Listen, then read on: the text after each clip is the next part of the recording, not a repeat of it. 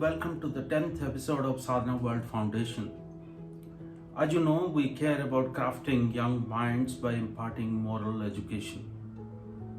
We continue our efforts by presenting every week vlogs from our folktales or lessons in history. The idea is that you will be able to use the content of these vlogs in your conversations with the young people around you. In the past, we have spoken about discipline, working hard, and respect. Today, we are going to talk about freedom. What is freedom? I think freedom as a word is very deeply connected with the concept of colonialization. Very, very long time ago, it was the Phoenicians, the Greeks who established empires. Then later came the Portuguese, the Spanish who explored the world. The Americas, the coasts of Africa, India, East Asia. Then of course the European colonialization started where the Dutch, the French, the British established huge empires around the world. All of these exploits or efforts, if you call them, were led by men who were ambitious, who were explorers, who were very determined for success. They could free their minds from all the limitations. They could dream big. They were not scared of the obstacles which will come on their way. They were willing to travel the uncharted path. Many times they could not plan. They faced obstacles as they came and they dealt with them. Of course, some of them perished and some of them succeeded. But the point is that to achieve something big, one has to free one's mind from all the limitations. Then, of course, over a period of time, their men started treating these colonies as resources to be consumed and to be exploited. So naturally, they started facing the ire of the locals in the colonies. They also started facing grander plans of their competition. And as a result, there was a struggle, freedom movements in every colony, and there was a decolonization process later around the world. And we live in a world where freedom is valued, where we are all trained to think that we must live in a society where we are free to dream, we are free to do the things which we think are right. Of course, there are limitations, there are laws, there are restrictions, we have our own rights, we have also certain responsibilities as citizens. Today, all over the world, it has been established that freedom is valuable, however, responsible freedom is valued. And we have seen from these lessons in history that firstly, it is the mind which needs to be free from all limitations. It is somebody's ability to dream that I will be able to, or we will be able to overcome all the obstacles which come our way. We are willing to take the risk to travel the uncharted path. So for freedom in my mind, the first thing is about freeing one's mind from all the limitations, all the leashes, all the boundaries, all the conditions which prevent us in our mind from thinking big. And of course, all these plans need to be executed, and one has to be smart, one has to be intelligent, and many other factors which come towards success. But one of the first thing is this freedom from limitations. That's the first lesson from this piece of history.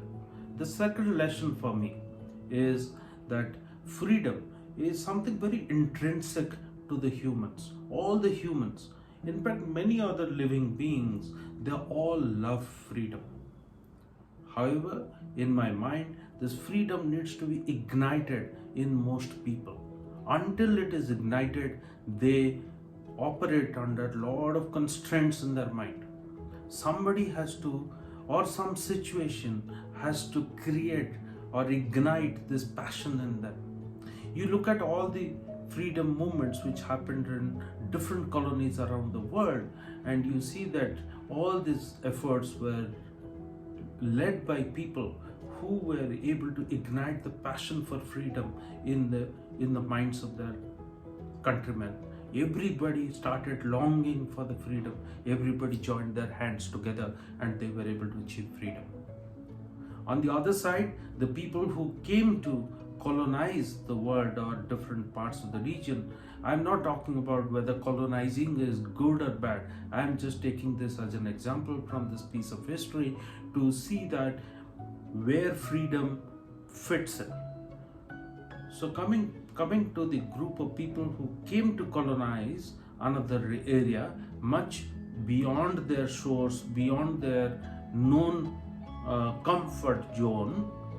So for them, similarly, they were able to ignite the passion in a group of people who came together to join them in that exploration, that expedition. So that's the second lesson for us, that freedom has to be ignited in many people. The passion for freedom has to be ignited. So in our young people, we have to ignite the passion to think big. That's the second lesson for me. The third lesson is that freedom comes at a cost. It's not cheap. Freedom comes at a cost. Again, go back to the piece of history that I just described. Irrespective of which side of the parties that you belong to. Let's talk about the colonies where people struggled for freedom. All of them had to sacrifice a lot. They had to put a lot of efforts. Whether it was the non-violence movement in India or many fights and wars which have happened for freedom in different parts of the world. Everywhere you saw lives sacrificed, efforts, huge amount of efforts were put. And same way on the other side, the people who came to colonize, they had to sacrifice a lot of time of their youth, of their lives, and many of them perished. Many of them did not succeed, yet they came. So the point, ladies and gentlemen, is that freedom comes at a cost. So we must be ready to offer that cost, pay that price to win our freedom. Let me recount a story from Tenali Rama. You all know that Tenali Rama is a great Indian scholar, a poet, a thinker. He was a minister in the king's court of the famous Krishna Devaraya in the Andhra Pradesh region. Once one traveler comes to the king's court and says that I have a question. This is not something which happens every day in the king's court. The king was intrigued and permitted the traveler to ask the question. His question was, what's the most valuable thing in your kingdom? The king asked his ministers to respond. Somebody said that it's the king's crown because it has got the most valuable gems and jewelry in it. Somebody else said that it's the king's throne because that's the seat of power and that's what controls this whole kingdom. That's the most powerful thing. Somebody else said it's our treasury which is full of riches, which can take care of the generation of our kingdom, generation of people of our kingdom. Somebody said that it is our invincible military which protects our kingdom and has built a reputation for our kingdom. Nobody dares to attack our kingdom, and so on. Then came the turn of Tenali Rama. Tenali Rama rose and said that, sir, I think it is the freedom which is the most valuable thing in our kingdom. Everybody was startled with this answer. The king asked the minister Tenali Rama to explain. He requested for a few weeks of time to explain. The king could understand that there is something deeper in this whole episode.